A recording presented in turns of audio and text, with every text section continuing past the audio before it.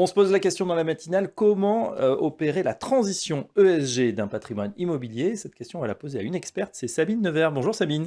Bonjour Fabrice. Vous êtes directrice du développement durable chez Eurial, fraîchement arrivée chez Eurial. Et avec vous, on va parler justement du groupe et de cette FCPI qui vient d'obtenir le label ISR. Mais tout d'abord, voilà, c'est vrai que ce changement, il est assez étonnant. Vous venez pas du tout de ce monde-là. Oui, effectivement, j'ai été directrice adjointe de l'Observatoire de l'immobilier durable pendant 5 ans, Oui.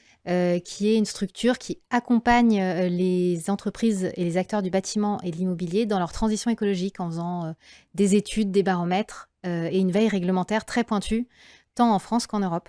Voilà, et donc vous avez été recruté par Eurial, notamment. Ce qui vous intéresse, c'est d'apporter vos connaissances pour cet aspect sur la santé, puisqu'il y a une grosse spécificité santé chez Eurial. Oui, exactement. Eurial a été créé en 2013 et a lancé une SCPI Pierre-Val Santé avec une stratégie 100% dédiée sur l'investissement en santé. Donc, c'est-à-dire des cliniques, des EHPAD, du life science, divers typologies d'actifs, mais tous orientés santé. Et puis, c'est un fonds qui a, dès le départ, eu une dimension assez sociétale précurseuse, puisque nous sommes donateurs de l'Institut du cerveau, avec une partie des frais de collecte qui lui sont reversés. Alors, on connaît l'ESG pour les fonds financiers, mais comment ça se passe quand on parle de patrimoine immobilier? Voilà, ici, nous sommes sur des actifs tangibles, c'est-à-dire 260 bâtiments de patrimoine pour lesquels il va falloir mener cette transition écologique. Alors concrètement, des bâtiments, eh bien, ce sont d'abord des matériaux qu'il faut savoir choisir judicieusement et optimiser dans leur utilisation. Et puis, lors des chantiers de construction, on a une quantité de déchets qui sont créés et générés qu'il va falloir trier, recycler, retraiter. Et donc, c'est encore un champ environnemental à prendre en compte. Et puis, un bâtiment en exploitation, ce sont des consommations énergétiques. Et ces consommations énergétiques, elles constituent le cœur des émissions de gaz à effet de serre. Et donc, elles sont au centre de la lutte contre le réchauffement climatique. Il faut à tout prix diminuer nos consommations énergétiques, soit en optimisant les équipements de ces bâtiments, soit en visant la sobriété de nos usages à chaque fois que c'est possible. Et donc, pour illustrer tous ces principes, on peut par exemple parler du futur hôpital privé de Moselle, sur lequel le groupe a engagé une conception bioclimatique afin de s'assurer que les consommations énergétiques futures soient réduites, sur lequel on a organisé un grand parc qui fera 3,4 hectares. Donc, la biodiversité est à l'honneur aussi dans ce projet. Et puis, nous avons aussi utilisé beaucoup de matériaux bois qui sont beaucoup moins émissifs, par exemple, que du béton. Bien sûr. Dans ESG, il y a le S, le social. Comment on fait, là justement, comment ça se traduit? Alors voilà, la dimension sociale, elle est très importante d'une façon générale. Elle l'est peut-être encore plus puisque nous parlons d'un patrimoine orienté vers la santé. Donc on est avec des populations qui peuvent être en situation de vulnérabilité du fait de leur grand âge ou de maladie.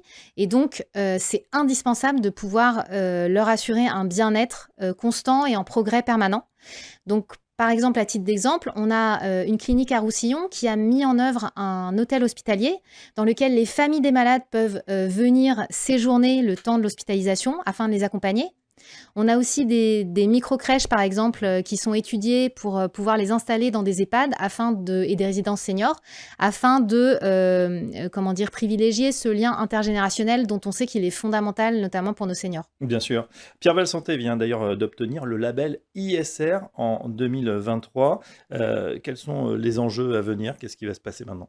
Alors effectivement, l'obtention de ce label l'année dernière est venue refléter la démarche qui est initiée par la SCPI. Mais pour aller plus loin, nous devons effectivement structurer notre démarche, travailler beaucoup sur nos consommations énergétiques et notre donnée, avec cette spécificité quand même que notre note ESG globale, elle est composée et pondérée à 50% des aspects S, donc sociaux. Alors, ce label, il est en amélioration constante et on sait qu'il va être refondu dans sa déclinaison immobilière l'année prochaine. Nous, ce qu'on peut dire, c'est que on a fait le choix stratégique en 2022 de s'orienter vers des VFA santé. Donc, on a un certain nombre de ventes en l'état futur d'achèvement qui sont en train d'arriver petit à petit. Ces VFA, quelque part, elles viennent répondre aussi à ces questions parce qu'elles permettent de développer des actifs qui soient mieux adaptés aux besoins de nos exploitants et qui répondent aussi aux exigences environnementales en progression continue. Donc aujourd'hui, on a un parc qui pour moitié a moins de 10 ans, Et 14% de notre parc est en VFA et on a 19 bâtiments qui devront être livrés en 2024. Très bien, on voit en tout cas que l'ESG est en train de se concrétiser réellement dans les sociétés de gestion immobilière. C'est le cas chez Eureal. Merci Sabine Nevers, je rappelle que vous êtes directrice du développement durable chez Eureal et à très bientôt dans la matinale. Merci, à bientôt.